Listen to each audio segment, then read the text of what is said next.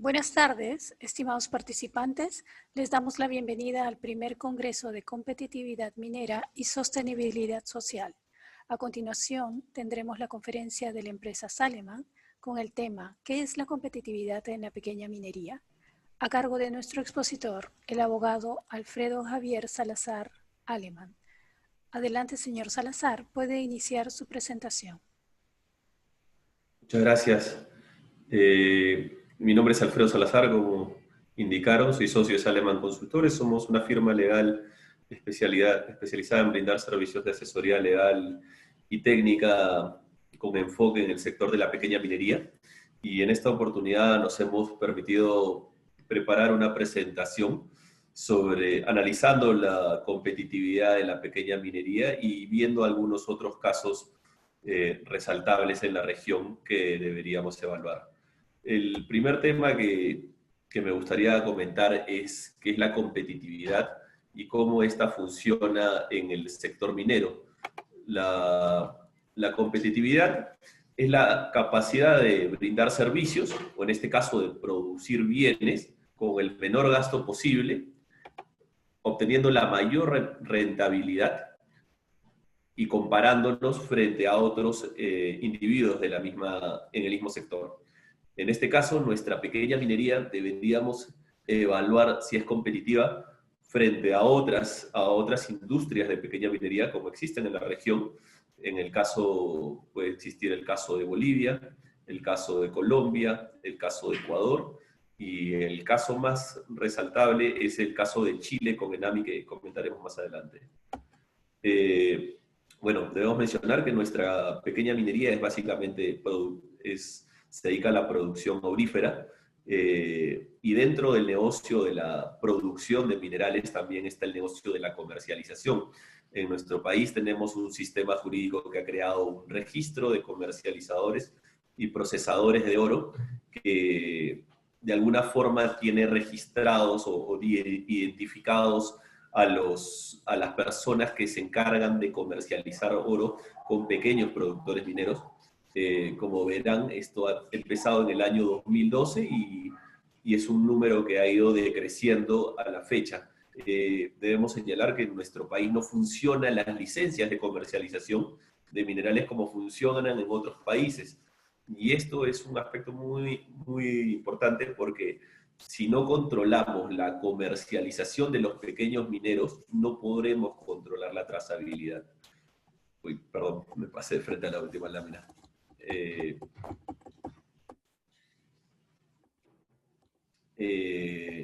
Bueno, como verán, tenemos un universo de cerca de 6.000 inscripciones de comercialización, 6.706 a junio de este año, pero ¿qué es lo que nos dice? Que deberían haber 6.706 personas naturales o jurídicas comercializando mineral o, bueno, algún otro tipo de producto, ya sea metal, barras doré o sea carbón activado, con pequeños mineros. Y este número es completamente irreal, es un registro que ha sido creado en el 2012, que hasta la fecha no se ha reglamentado y por lo tanto no ha sido contrastado con la realidad. Está en una tarea pendiente poder sincerar este registro que es el RECPO.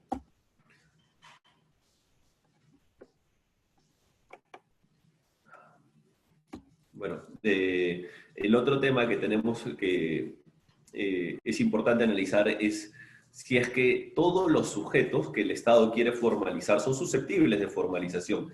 ¿Y con esto a qué nos referimos? A que no todos van a poder cumplir con la valla tributaria que ha puesto el Estado, que es un requisito que el día de hoy ha tomado mucha importancia. De alguna forma se ha dado un enfoque más tributario que ambiental a la formalización. Y el principal problema es que nuestra cultura tributaria, sobre todo en el aspecto de la pequeña minería, no recibe la orientación ni las capacidades necesarias para poder llevar a cabo el negocio minero. Un claro ejemplo de esto es que solamente tenemos menos del 40% de los SIU, que es la actividad donde uno se inscribe para que la SUNAT registre qué actividad viene realizando. solamente el 40% está escrito en explotación de minas de minerales metalíferos no ferrosos y explotación de otras minas y canteras. El resto son actividades no vinculadas al negocio minero y, y esto también es un claro ejemplo de cómo el proceso de formalización ha dado un vuelco del tema, más que nada del permiso al tema tributario, y en este caso específico, la nueva normativa les exige a ellos les exige a ellos cumplir con registrarse adecuadamente en el SIU. Si no se registran adecuadamente en el SIU el 31 de diciembre, serán eliminados o su declaración reinfo será excluido del proceso de formalización. Entonces, esta es una tarea pendiente por parte del Estado, ¿no? Bueno, el otro punto a analizar es el proceso de formalización y el tiempo que ha tomado. Esto viene, si queremos verlo integralmente, desde el año 2002, con una primera ley de formalización minera, la cual no tuvo mucho éxito. La ley de formalización minera lo que hizo básicamente fue crear el contrato de explotación, y hay que tener en cuenta el contexto en el cual se dio, ¿no? En el año 2001 se dieron la ley de bases de descentralización, en el año 2002 la ley orgánica de gobiernos regionales, con lo cual asumieron competencias los gobiernos regionales sobre la supervisión y fiscalización de la pequeña minería. La pequeña minería no está bajo la competencia del gobierno central. Entonces, de alguna forma esto ha sido un paradigma, porque hemos visto a los gobiernos regionales que no han podido sobrellevar la supervisión de la pequeña minería. Sin embargo, el gobierno central tampoco ha querido asumirla.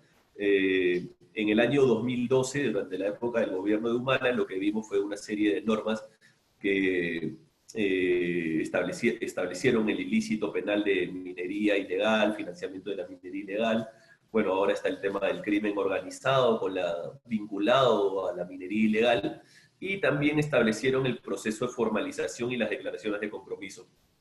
Durante este periodo fue complicado tener un registro de los mineros informales, porque básicamente la única forma de identificarlos y que se ejecutó de esa forma era a través del llenado de un formulario que era una declaración jurada, y la misma se presentaba en la mesa de partes de los gobiernos regionales. Tuvimos cerca de 60.000 inscritos en el año 2012, y esto generó toda una problemática porque la información nunca ha sido contrastada hasta la fecha. Desde el año 2012 hasta el año 2020 no tenemos un censo de las actividades mineras y de quiénes son los verdaderos sujetos que están realizando la actividad. Bueno, en el 2013 recién se crea la Dirección General de Formalización, y si bien esto es algo positivo, saludable, el tema es que la Dirección General de Formalización a la fecha no ha tenido los recursos económicos, las partidas presupuestarias necesarias para poder articular sus políticas de formalización con los gobiernos centrales, los gobiernos regionales. No olvidemos que los gobiernos regionales son independientes y autónomos, cada uno maneja su proceso de formalización, y la gran mayoría lo que sostiene es que no tienen los recursos suficientes como para poder atender la fiscalización, supervisión, evaluación de permisos y el fomento, ¿no? Que también es una actividad pendiente. Entonces hemos llegado al año 2020 con un proceso de formalización que debería culminar el 2021. Sin embargo, hemos visto en distintas oportunidades que se ha prorrogado del 2012 al 2014, del 2014 al 2017, del 2017 al 2021. Y bueno, veremos qué sucede, porque esto también es un tema político y es un tema social que se ha ido variando en el tiempo, ¿no? Y un aspecto que debemos también resaltar es por qué es importante la pequeña minería, y la pequeña minería es un sector que se ha ido visibilizando poco a poco desde el año 2002 hasta la fecha, ¿no? Tanto es así que el año pasado, el 2019, Macrocónsul estimaba que el 29% del oro provenía de la pequeña minería. Más o menos números gruesos, el Perú produce cerca de 150 toneladas de oro y cerca del 30% provendría de la pequeña minería. Ahora, esto es lo que les comentaba anteriormente, era La pequeña minería si bien está en casi todo el país, hay algunas regiones donde es mucho más importante. Arequipa, que es definitivamente la región más importante, tiene cerca de 12.000 reinfos. A reinfo se le denomina a la inscripción en el padrón de mineros en proceso de formalización. Y Arequipa es una región también muy complicada geográficamente, por lo tanto, a las autoridades, que es básicamente el gobierno regional, a través de su dirección, a través de su gerencia regional de energía y minas, y a través de su autoridad regional medioambiental, no tienen los recursos suficientes para fiscalizar y supervisar a estas 12.533 personas. Ayacucho también es una región que es bastante complicado geográficamente y no tiene el presupuesto necesario para poder controlar a los 6.700. Puno, Apurímac, Madre de Dios, La Libertad, entre todos ellos se concentra está casi el 70% de la pequeña minería, y es de la minería informal, ¿no? Entonces, como vemos, estas regiones son las que tienen mayor relevancia y donde deberían ponerse mayor énfasis al momento de poder planear estrategias de formalización. Lo que vemos es que en los últimos años sí ha habido un incremento de resultados en materia de formalizados. Tenemos cerca de 1.549, el día de hoy deben ser cerca de 1.600 resoluciones de mineros formalizados, 1.600, pero estamos hablando de un universo de casi 70.000 el día de hoy.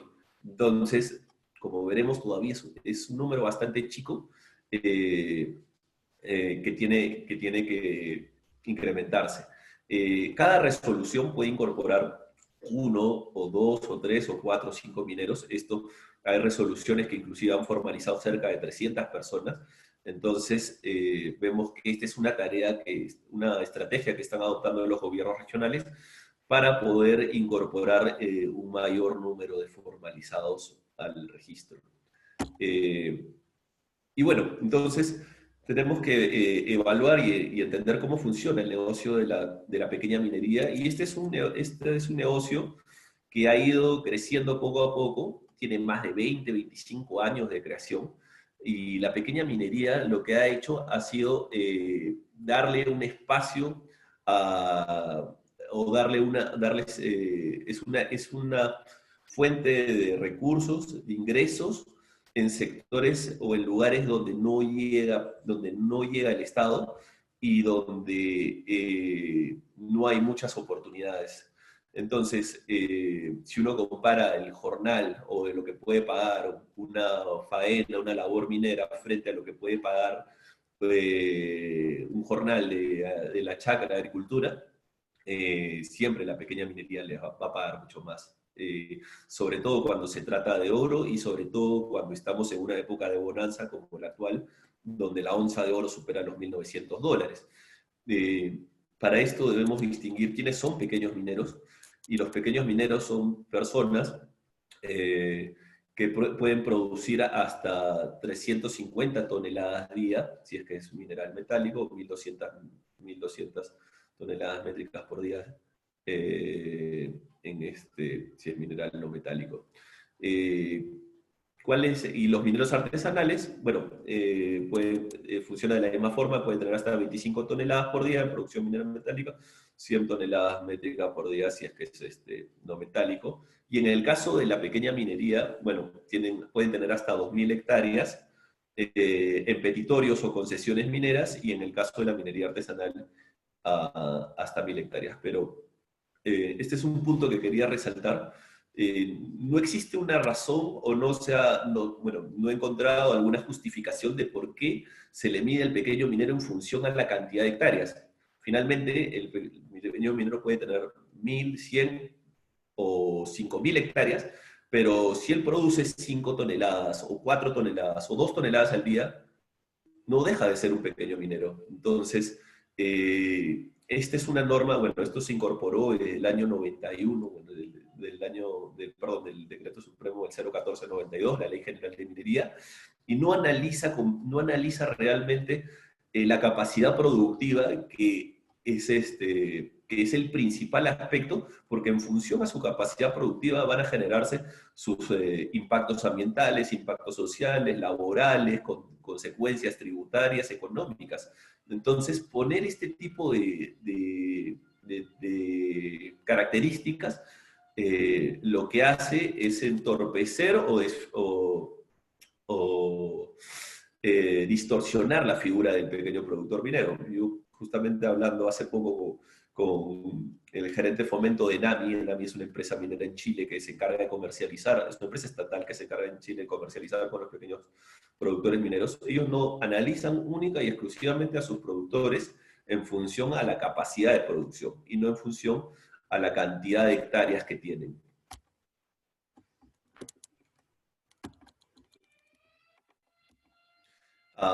Bueno, pasando a ver las características y el por qué tenemos una pequeña minería que ha ido creciendo poco a poco, de manera, visibilizándose, pero de manera muy desordenada.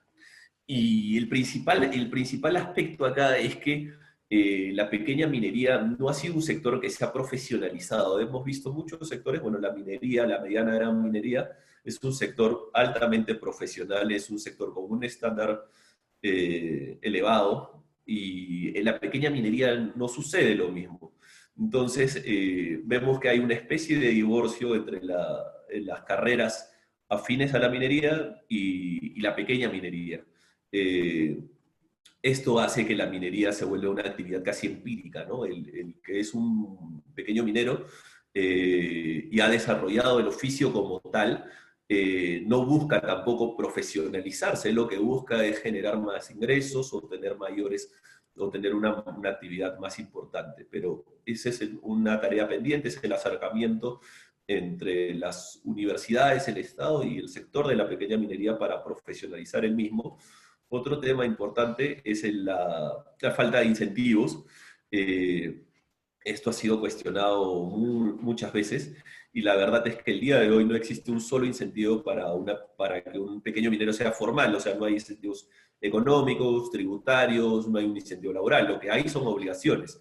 Y como tal, el día de hoy no es un factor determinante para que los pequeños mineros puedan acogerse al proceso de formalización. Y también lo que existen son sanciones administrativas, sanciones de orden penal, pero esto no ha combinado al sector de la pequeña minería a formalizarse. Entonces, después vemos que tampoco este es un sector que sea muy atractivo para el desarrollo profesional. No hay una línea de carrera en pequeña minería, tampoco existe una especie de institucionalización o fomento para que este sector pueda crecer y sea una fuente de desarrollo económico profesional que pueda aportar. Para ponerlo en contexto, la clasificación que hace la SUNAT respecto a las micro y pequeñas empresas, y por qué no se está dando, por qué no se utiliza este sistema dentro del esquema de pequeña minería. Bueno, básicamente las microempresas son de 1 a 10 trabajadores. Normalmente los pequeños mineros trabajan en este tipo en el orden de los 10 trabajadores a menos, o sea, tranquilamente podrían encajar, pero vemos que las ventas anuales se establece un límite hasta 150 UITs. 150 UITs son 645.000 soles, estamos hablando de aproximadamente $200.000, tal vez un poco menos, y estamos hablando de que en ventas son 53.750 soles. Esto sería cerca de 25.000, menos de $20.000. Por lo tanto, estamos hablando mensuales, ¿no? Estamos hablando de que esto, una tonelada de mineral, 30 toneladas de mineral que puedan producir al mes de 1 onza, estamos hablando que largamente excedería el límite. Por lo tanto, no podrían ser una microempresa. En el caso de las pequeñas empresas sí calzaría, bueno, tienen de 1 a 100 trabajadores y tienen ventas anuales hasta 7.310.000 soles. Por lo tanto, sí debería poder ser un beneficio acogerse al sistema de la pequeña empresa, pero todavía esto no ha sido fomentado no ha sido fomentado en el sector. Yo creo que es algo importante que debería notarse y conjuntamente con esto existen beneficios económicos, laborales, tributarios.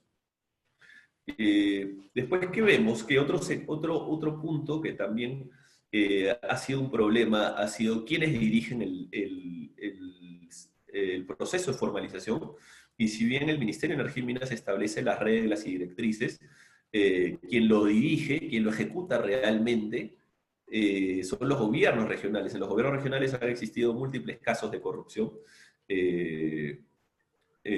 aunado a los sobrecostos que ya conlleva la formalización, que es tiempo, dinero, plazos. Muchas veces las oficinas de los gobiernos regionales están en las capitales de las provincias, y lo que vemos es que los asentamientos mineros o la ubicación de los mineros están a varias horas de distancia, y de por sí este tipo de alejamiento físico impide una cercanía en la comunicación, información, fomento.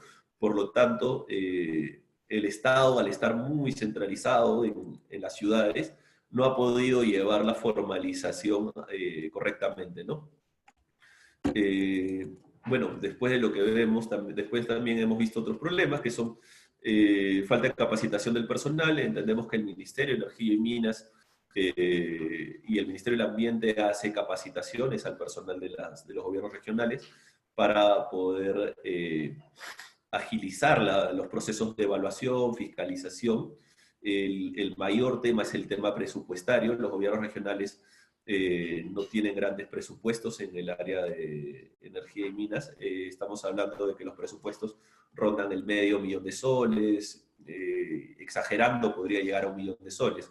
Entonces, gran parte de este presupuesto se va en gasto corriente, ¿no? Vemos que hay un desconocimiento de la ley, de la normativa. Han salido muchas en los últimos años. Inclusive el día de hoy hay un dictamen de la Comisión de Energía y Minas sobre la prórroga del plazo de formalización por 60 días hábiles. Entonces, este tipo de proyectos de ley también afectan las estrategias del proceso de formalización que pueda establecer el Ministerio de Energía y Minas.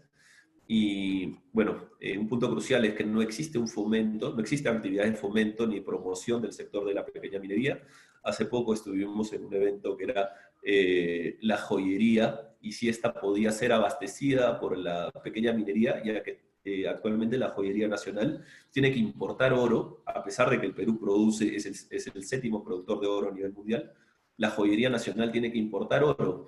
Y acá lo que existe es un desfase, existe una falta de comunicación enorme, porque tranquilamente la pequeña minería podría venderle al sector joyero, pero hay unos problemas tributarios que impiden que pueda existir una cadena de comercialización.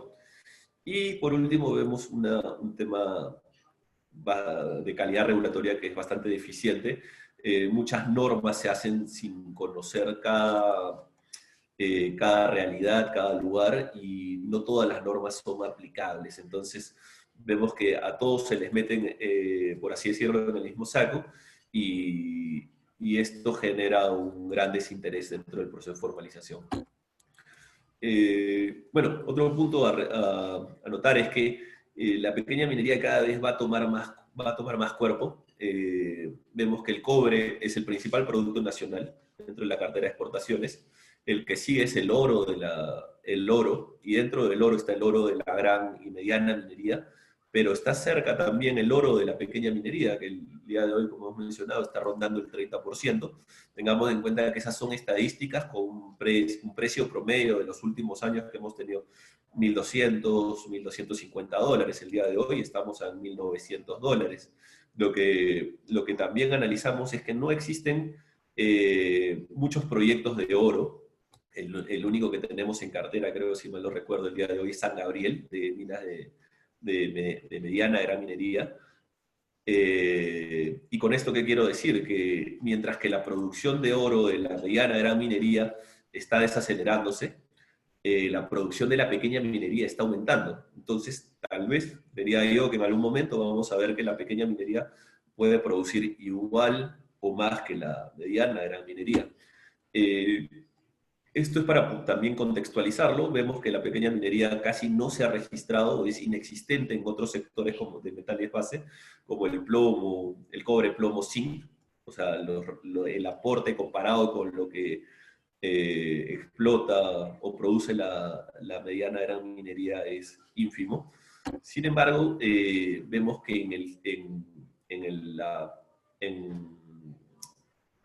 la minería aurífera, solamente lo que se ha registrado, esta es información del anuario minero del 2019, es cerca del 11.40. Ahora, hemos mencionado anteriormente que es cerca del 30% de la producción aurífera nacional. El otro 19%, ¿dónde está? Ese es el gran problema, que no tenemos el día de hoy la trazabilidad necesaria eh, para, para reportar o registrar de dónde sale esa parte faltante, ¿no? Y acá, cambiando un poco el tema, lo que queremos demostrar es que el sector de la pequeña minería está de espaldas al sistema financiero, es un sector que no ha podido insertarse dentro de la economía en gran medida porque tampoco no accede a créditos, y acceder a crédito no es lo mismo que tener una cuenta bancaria. O sea, acá todas las actividades económicas, comerciales necesitan de financiamiento, y lo que vemos acá son las tasas con las que estaría financiándose a sectores de la microempresa, pequeña empresa y mediana empresa. Como vemos en el sector de la pequeña empresa, que es donde podría encajar la pequeña minería por un tema de facturación, vemos que pueden inclusive llegar tasas al 43.87% anual. Un crédito hipotecario cuesta 6.5%. Y lo que vemos es que estas tasas son astronómicas, tanto así que hacen inviable el negocio, hacen inviable poder financiarse para el sector de la pequeña minería. Comparando y nuevamente con Enami en Chile, ellos tienen un sector donde pueden otorgar, tienen un sistema de créditos donde la tasa promedio es de 4.71% al año. Entonces, es mucho más competitivo, y es otra política de Estado porque ven una rentabilidad no solamente económica, sino social en el empleo que pueda acoger o que pueda otorgar todo este sector. Y bueno, esto es algo que también vimos, por qué los bancos o por qué, bueno, las entidades del sistema financiero no le prestan o son ajenas a la pequeña minería. Básicamente es un riesgo reputacional. La pequeña minería ha sido muy mal vista durante los últimos años, o sea, tanto es así que es fácilmente confundible minería informal con ilegal. El otro punto es el riesgo legal, el tema de los permisos, las autorizaciones. Entender esto es muy complicado, y también, sobre todo, las normas cambian constantemente, los procesos se prorrogan, los requisitos se simplifican. Entonces, no hay una certeza de lo que va a suceder en este sector. Y por último, creo que también es importante mencionar el riesgo geológico, ¿no? La minería es una actividad de alto riesgo, la pequeña minería no está exenta de ese riesgo, y esto es algo que normalmente las empresas lo minimizan o lo controlan con exploración. La pequeña minería no certifica sus exploraciones, son básicamente actividades empíricas que se ejecutan. Entonces, analizando un poco el esquema y lo que hemos mencionado, vemos que sí es un problema y es una oportunidad este sector. Definitivamente las estrategias adoptadas hasta el momento no han dado los resultados esperados, y esto se debe en gran medida porque no se ha abordado el problema de fondo. El problema de fondo, yo creo que el primero es quién dirige el proceso de formalización. Vemos que lo dirigen los gobiernos regionales. Los gobiernos regionales no han estado en capacidad de poder atender, y el crecimiento de este sector le ha ganado en capacidades, en presupuesto, múltiples factores. Por lo tanto, lo que nosotros hemos esbozado es que esto debería ser por lo menos dirigido mediante un comité de fomento de pequeña minería y minería artesanal que pueda implementar estrategias de fomento para que puedan insertarse a más peruanos dentro de la actividad minera formal y ya no vivan en la informalidad. Bueno, esto también requiere de presupuesto, más o menos creo que el presupuesto de la Dirección General de Formalización son cerca de 20 millones de soles al año, y gran parte de eso se va en partidas que se transfieren a los gobiernos regionales para que puedan suplir sus actividades de supervisión, evaluación, fiscalización. En lo que debería evaluarse también es la ley orgánica de los gobiernos regionales, la cual en el año 2002 le otorgó las competencias de este sector repito, a los gobiernos regionales, y como vemos, ha sido una gran traba porque el ministerio no tiene la capacidad, la autoridad como para poder sacar adelante el proceso de formalización. Y otro punto que se ha dejado de lado es la fiscalización. Prácticamente la pequeña minería se fiscaliza muy poco, tanto en el aspecto ambiental, laboral, seguridad, salud ocupacional. Y esto lo que ha generado es que exista prácticamente un descontrol. No tenemos mayores reportes de fiscalización. En el caso de OEFA lo que controla son los planes de fiscalización anuales de cada gobierno regional. Y en materia de pequeña minería vemos que hay muchas faltas, no existen instrumentos de fiscalización, no se cumplen con las fiscalizaciones programadas, no se hacen fiscalizaciones inopinadas, y en materia de seguridad y salud ocupacional no sabemos si es que se han hecho este tipo de actividades, porque no tenemos quién supervisa los gobiernos regionales. Por último, vemos que también existe una falencia en el tema de desarrollo de mecanismos de fomento. No hay un financiamiento para los sectores de la pequeña minería para que puedan pasar a energías limpias, a procesos metalúrgicos limpios, métodos de minado seguro. No hay asistencia en manejo, control ambiental. Y esto lo que conlleva es que prácticamente la pequeña minería se desarrolle como mejor pueda y con los recursos que tenga. Entonces, a diferencia de como hemos visto en Chile, el Estado conoce a cada uno de sus 800 o 900 proveedores de mineral, ¿no?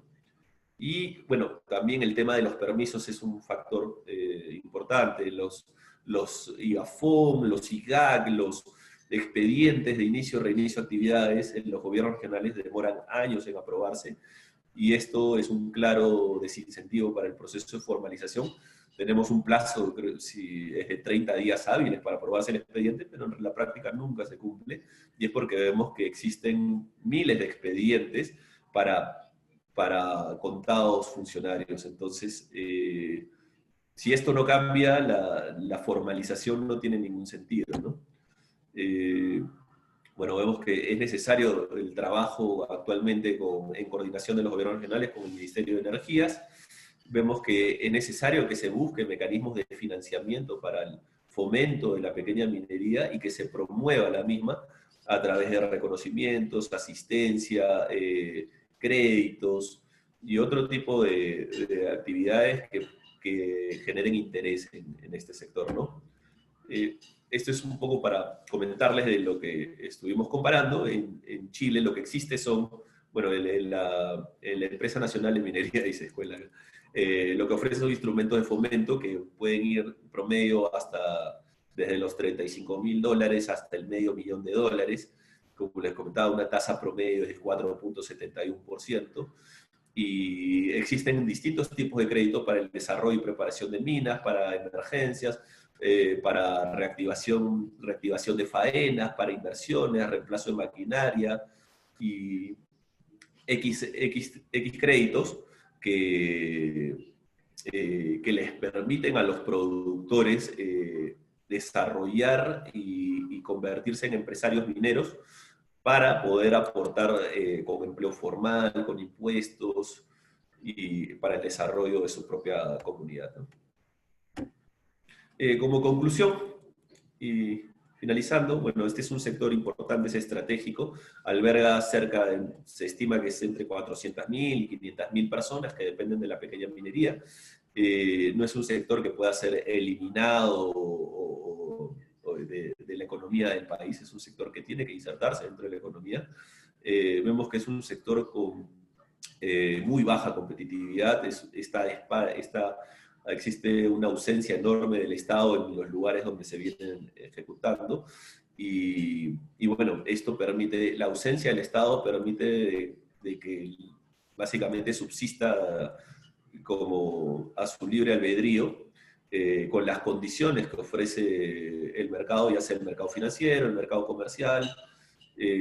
Bueno, el tema, otro aspecto es la Ley General de Minería, que como les he mencionado, el tema de la sectariedad no refleja la realidad del pequeño productor minero, y tampoco son solamente esos dos artículos que se refieren a la pequeña minería, luego eso no no hay más, existe tal vez la serie de beneficios en derechos de vigencias y penalidades, y de producción mínima cuando uno es pequeño minero, pero después no existe otro beneficio que sea importante. Lo que repito del sistema financiero es que está ajeno a la realidad y es parte del negocio financiero.